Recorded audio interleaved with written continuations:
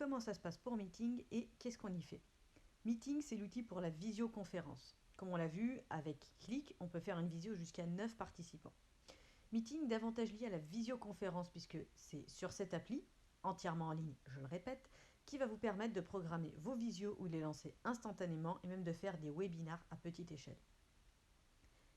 Pour vous y rendre, c'est soit depuis le panneau administrateur, soit tout simplement en tapant dans la barre de votre navigateur meeting.zoho.eu et vous vous retrouvez dans votre compte.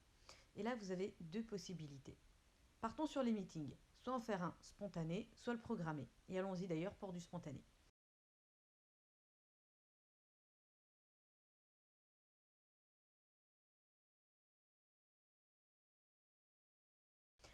Alors, on va accepter d'activer le micro et la vidéo et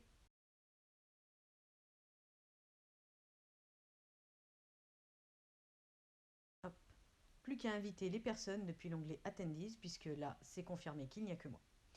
Animatrice, donc si je veux, je peux couper le micro de tout le monde. Donc je clique ici pour les inviter, ce que je peux faire soit par email, soit en copiant et partageant le lien. Par clic, évidemment, pour que ça se noie sous une tonne d'emails, merci. Je l'envoie sur clic et mes collaborateurs reçoivent directement la notification. Donc, soit si je partage le lien sur un canal commun, tout le monde peut cliquer sur le même lien et rejoindre l'appel. Je retrouve d'ailleurs la liste des personnes connectées ici. Je peux écrire quelque chose sur le chat, puisque l'idée est de partager là où tout le monde est réuni quand même. Partager mon écran avec donc, ce qu'on connaît, l'écran, la fenêtre ou l'onglet. Là, on va faire un exemple. Je vais aller montrer à tout le monde le dernier article, le marketing dont je voulais parler pendant ce point d'équipe ou que sais-je. Et cette diffusion que je fais à mes collègues, je peux l'enregistrer. Sait-on jamais s'il s'agit d'une réunion d'équipe et que j'annonce des changements ou une nouvelle manière de faire ou ce que vous voulez. Quelle que soit l'optique, si vous avez besoin que ce soit revu, vous pouvez tout simplement l'enregistrer. Et ensuite, évidemment, le partager. Si je partageais en plus mon écran pendant que j'enregistre, que les autres puissent revoir autant qu'ils veulent et leur partager mes superbes pensées sur un de mes documents, c'est comme ça qu'on peut faire. Je peux arrêter à tout moment le partage et l'enregistrement, comme je l'entends.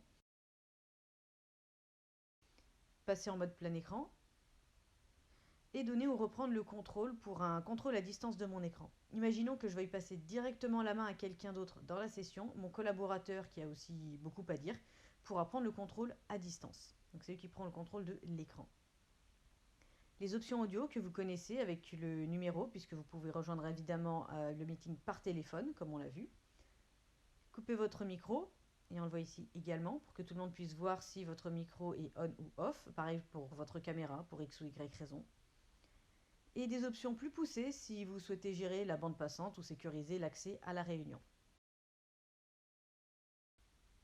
Et la sortie, c'est par ici.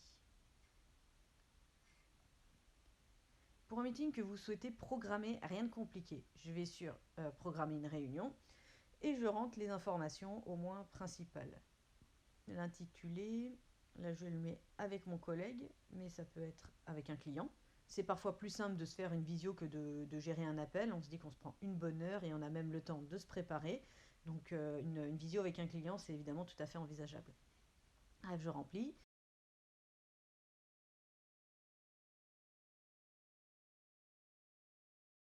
J'invite avec l'adresse mail.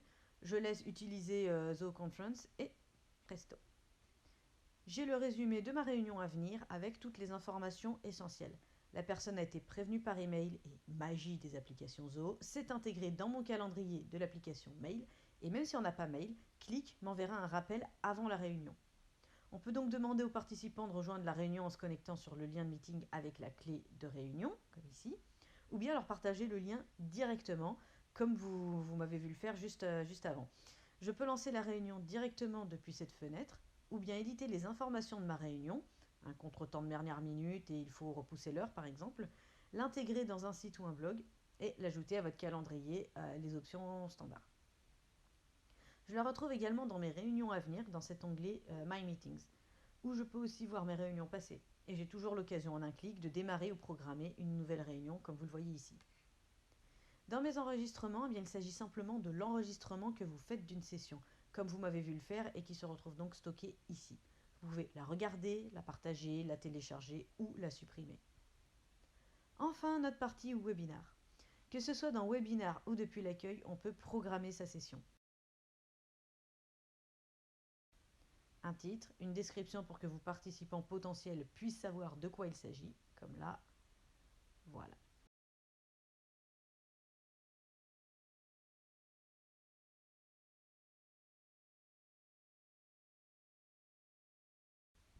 Le jour et l'heure. Oui, 14 heures, c'est bien. Et la durée, 30 minutes, 1 heure 30 en général. C'est bien 1 heure, ça laisse le temps. Et on confirme. On arrive sur un premier résumé, la suite des fonctionnalités. J'ai donc mes informations que je peux éditer, qui, quoi, quand. Pour la partie inscription, vous avez le lien du webinaire à partager à vos futurs participants. Moins à partager vite fait qu'à envoyer dans un emailing en général. Et si vous avez Zoho Campaigns, l'intégration est prévue. Et vous avez aussi le code à intégrer si vous préférez promouvoir le formulaire d'inscription sur une page web, comme vous l'avez fait pour vous inscrire à ce webinaire-ci, par exemple. Et surtout, vous pouvez customiser votre formulaire d'inscription et choisir vous-même les champs à remplir. Donc, comme vous pouvez le voir, vous avez la liste des champs qui s'offrent à vous. Pour l'instant, on a les 2 champs non négociables du prénom et de l'email, mais je vais ajouter au moins le nom et l'entreprise. La fonction occupée dans l'entreprise aussi, ça serait bien. Mais je ne vais pas la rendre obligatoire, je ne suis pas sûre que les gens aient vraiment envie de la remplir.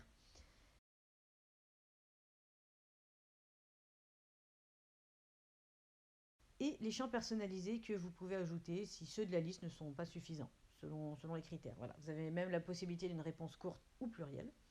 Par exemple, car ça m'intéresse de connaître ma cible, je vais mettre je suis un particulier ou une entreprise, un solo entrepreneur ou un marketeur salarié. Oui, marketeur, c'est mieux. Que je rends obligatoire, et je peux valider. Vous voyez que je peux ajouter encore d'autres champs. Allez, on valide et on retrouve nos champs. On sauvegarde pour notre partie inscription et on retrouve notre configuration là où on l'avait laissé.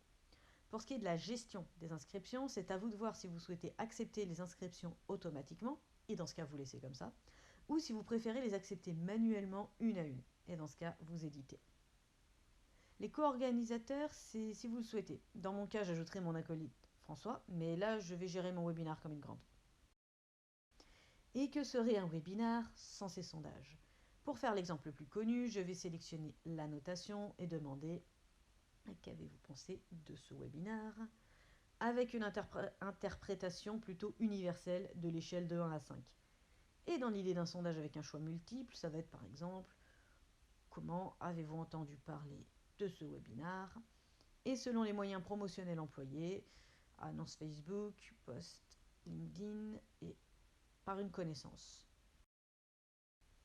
Mes sondages sont regroupés ici et je peux les éditer ou supprimer si l'envie m'en prend.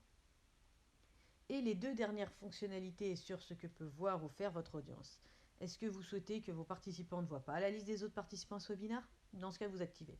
Est-ce que vous souhaitez que vos participants puissent poser des questions ou vous souhaitez désactiver cette option? On voit d'ailleurs que mes préférences sont mises à jour à chaque activation du bouton. Dans mes bibliothèques, c'est le même principe que pour mes meetings. Mes webinaires programmés, mes webinaires passés et une partie analytics pour voir ce qu'il en a été de l'audience, des réponses aux sondages, etc. Et programmer un nouveau webinaire en un clic, vous connaissez. Enfin, dernier onglet, les paramètres. Des paramètres vraiment basiques, à savoir en premier lieu votre fuseau horaire, fort pratique quand tout le monde n'est pas sur le même continent, je dis ça, je dis rien, et les rappels. Par défaut, vous avez les rappels par email de 15 minutes avant les meetings et webinaires, et vous pouvez tout à fait changer ça. Moi, il me faut bien 30 minutes, 15 minutes, ça serait la panique quand même avant d'être prête. C'est bien 30 minutes. Ou même pas d'email du tout si vous n'aimez pas les notifications par email, parce que vous pouvez synchroniser autrement et notamment avec votre Google Agenda. Pour ça, vous activez, vous aurez un nouvel onglet qui basculera sur votre compte Google. Pour les paramètres de votre entreprise, vous retrouvez le nom de votre entreprise que vous avez rempli dans votre tableau de bord, sinon rien ne vous empêche de le modifier ici.